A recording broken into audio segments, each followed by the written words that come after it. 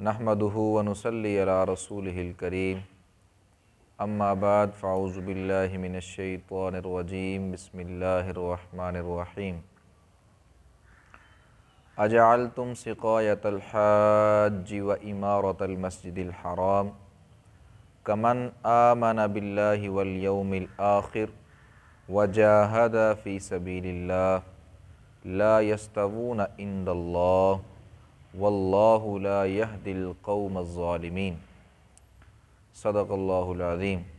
سبحان ربک رب العزۃ عما یصفون وسلام علی المرسلین والحمد للہ رب العالمین۔ معزز سامعین و ناظرین، آپ کے سامنے اللہ کی کتاب کی ایک آیت مبارکہ تلاوت کی ہے، جو کہ پارہ نمبر 10 اور سورۃ توبہ کے اندر آیت نمبر 19 آپ کے سامنے تلاوت کی ہے۔ اس کا مختصر سا مفہوم سمجھا سکنے کی کوشش کروں گا۔ اللہ سے دعا ہے کہ وہ مجھے اس کا صحیح مفہوم بتانے کی توفیق نصیب فرمائے۔ اللہ نے سورۃ التوبہ اور سورۃ الانفال کے اندر جنگ بدر کا جو تذکرہ کیا ہے، اس میں ایمان والوں کو بار بار اس بات کی ترغیب دی گئی ہے کہ جہاد فی سبیل اللہ، اللہ کے راستے میں جہاد کرنا، وہ اللہ کے ہاں افضل ترین عبادت ہے۔ اللہ نے قرآن کریم میں اور جگہ پر نماز پڑھنے کا بھی حکم دیا، زکوٰۃ دینے کا بھی حکم دیا،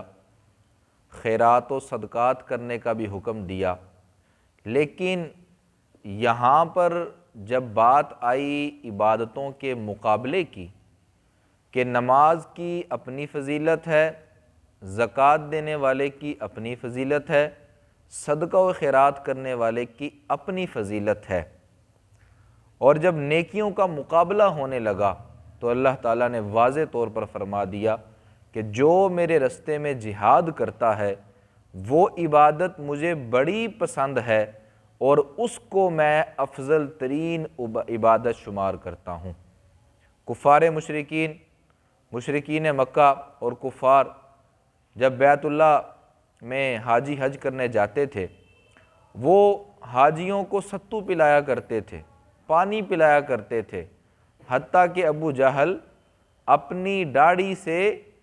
بیت اللہ کی صفائی کیا کرتا تھا، اتنی اونچی اونچی نیکیاں کرتے تھے، لیکن اللہ نے کہا تمہاری کوئی بھی نیکی میرے ہاں قبول نہیں ہے۔ نیکیوں کے قبول ہونے کے لیے شرط یہ ہے کہ تمہارا اس ذات کے اوپر سب سے پہلے ایمان لانا ضروری ہے۔ ان میں سے کوئی بھی ایمان والا نہیں تھا۔ پھر فرمایا کہ کیا تم یہ کہتے ہو کمن آمن باللہ والیوم الآخر وجاہد فی سبیل اللہ لا یستوون، ایک حاجیوں کو پانی پلانے والا بندہ ہے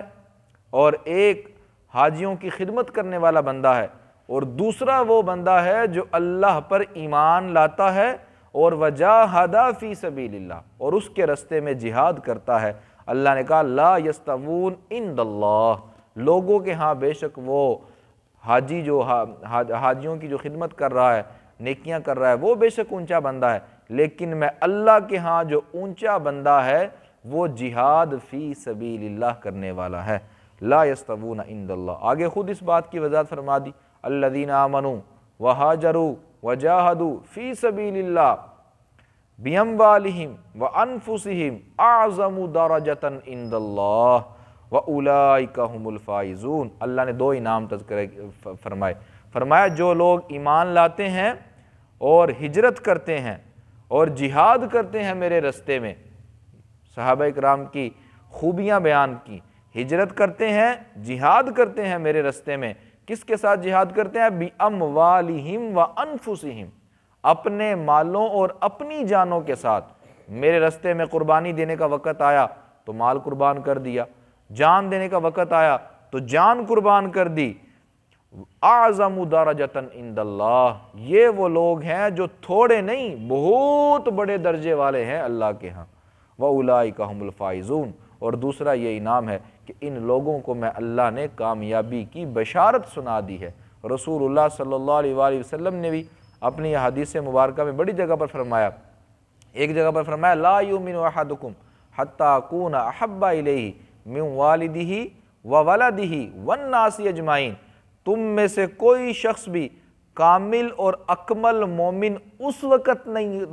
تک نہیں ہو سکتا جب تک کہ وہ محمد مصطفیٰ صلی اللہ علیہ وسلم سے محبت اپنی اولاد سے زیادہ، اپنے والدین سے زیادہ، اور اپنے دوست احباب اور تمام تر دنیا والے لوگوں سے زیادہ محبت مجھ سے نہیں کرے گا، اس وقت تک وہ سچا اور پکا مومن نہیں ہو سکتا۔ ایمان والے کی شرط لگائی کہ ساری محبتوں کو قربان کرنا پڑتا ہے، اور یہ ساری محبتیں جب مقابلے میں آ جائیں اللہ کی عبادت کی اور خصوصاً جہاد والی عبادت کی، تو اگر یہ جہاد والی عبادت پر ساری محبتیں قربان ہو جائیں تو وہ بندہ اللہ کے ہاں کامیاب بھی ہے، وہ بندہ اللہ کے ہاں اونچے درجے والا بھی ہے، اور وہ بندہ رسول اللہ صلی اللہ علیہ وسلم کی نظر میں، اللہ کے رسول صلی اللہ علیہ وسلم کی نظر میں کامل اور اکمل ایمان والا بھی ہے۔ یبشرہم ربہم برحمت من، اللہ کہتے ہیں میں نے ان کو اس کو خوشخبری سنا دی ہے اپنی رحمت کی اور اپنی رضاؤں کی، اور ایسی جنت کی جو اس کے لیے ہے، اور اس جنت کے اندر ایسی نعمتیں ہیں جو بالکل پکی کی پکی رہنے والی ہیں۔ جہاد والوں کے لیے کتنی فضیلت بیان کی کہ ان کے لیے رضامندی کا بھی اللہ نے اعلان کر دیا، جنت بھی ان کے نام کر دی، اور ان کے لیے نعمتیں ایسی دے دیں کہ جن نعمتوں کو کبھی زوال نہیں، وہ نعمتیں ہمیشہ ہمیشہ وہ استعمال کریں گے، خالدین فیہا ابدا، اور اس نعمت کے اندر، اس جنت کے اندر جو اللہ نے ان کو عطا کی ہے، وہ اس کے اندر دوبارہ ہمیشہ ہمیشہ کے لیے رہیں گے۔ رسول اللہ صلی اللہ علیہ وسلم کا فرمان ہے کہ شہید کا جب حساب و کتاب ہوگا قیامت والے دن، اللہ پوچھیں گے تمہاری کوئی چاہت ہے؟ کیا تمہاری کوئی ایسی خواہش ہے جو دنیا میں رہ کر نہ پوری ہو سکی ہو؟ تو شہید یہ اعلان کرے گا کہ یا اللہ مجھے تیرے رستے میں جہاد کرتے ہوئے اتنی لذت محسوس ہوئی ہے کہ میں تیرے اوپر پکا ایمان رکھتا تھا، میں نے اس لذت کو اتنا محسوس کیا ہے، اگر میری خواہش پوری ہو سکتی ہے تو میرا دل کرتا ہے میں دوبارہ دنیا میں جاؤں اور دوبارہ شہید کر دیا جاؤں، اور شہید کر کر دوبارہ تیرے پاس پھر واپس آ جاؤں۔ شہید یہ خواہش کرے گا کہ میں بار بار دنیا میں جاؤں اور بار بار دنیا میں جا کر جہاد فی سبیل اللہ کروں، اور بار بار شہادت کی موت کا مزہ لے کر اپنے رب کے پاس آؤں، اس وہ خواہش کا اظہار کرے گا۔ اور اللہ نے یہاں پر یہ بھی لایا ان اللہ عندہ اجر عظیم، اور لوگو یہ میں مرتبے اور مقام کسی بندے سے نہیں تمہیں لے کے دیے، کسی پیر فقیر ولی سے نہیں لے کے دیے، کسی نبی سے نہیں لے کے دیے، کسی کتب اور ابدال سے نہیں لے کے دیے، یہ سارے کے سارے مرتبے اور مقام ان اللہ عندہ، اس اللہ کے پاس ہیں جس نے کائنات کو پیدا کیا ہے، اجر عظیم۔ اور ان جیسے لوگوں کے لیے اللہ نے کہا ہے کہ میں نے بڑی نعمتیں، اجر عظیم، اجر بہت بڑا اجر ان کے لیے تیار کر رکھا ہے کہ جنت بھی ان کو دے دی، اپنی رضامندی بھی دے دی، اور جنت کے لیے ہمیشہ کی نعمتیں بھی دے دیں، اور جنت کا ہمیشہ کے لیے داخلہ بھی دے دیا، اور بڑے درجات بھی دے دیے، اور میں اللہ نے ان کو کامیابیاں بھی عطا کر دی۔ دعا ہے اللہ تعالی ہمیں بھی ایسا بننے کی توفیق نصیب فرمائے کہ ہم بھی اللہ کے رستے میں جہاد کرنے کے لیے ہر وقت تیار رہیں۔ وآخر دعوانا الحمدللہ رب العالمین۔